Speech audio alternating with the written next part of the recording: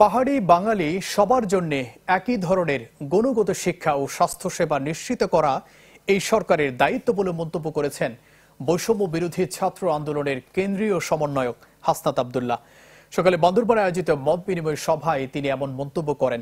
বলেন, দেশের চিকিৎসা ব্যবস্থা সিঙ্গাপুরের মতো নিশ্চিত না করে বর্তমান সরকারের কেউ সেখানে চিকিৎসা করাতে গেলে সরকার নৈতিক অবস্থান হারিয়ে ফেলবে। সভায় সমন্বয়ক খান তালাত মাহমুদ রাফি সহ বান্দরবানের বিভিন্ন প্রতিষ্ঠানের শিক্ষার্থী ও তরুণরা ছিলেন। প্রশাসনের যদি সহায়তা লাগে, প্রশাসন যদি ছাত্র নাগরিকদের থেকে তাদের সহযোগিতা প্রয়োজন হবে, ঠিক তখনই আমরা ছাত্র নাগরিক তাদেরকে সহযোগিতা করব। নতুবা ছাত্র নাগরিক কোন সরকারি অফিসে যাবে না, তাদেরকে হুমকি দামকি দিবে না, তাদের কাজে কোনো বাধা প্রদান করবে না।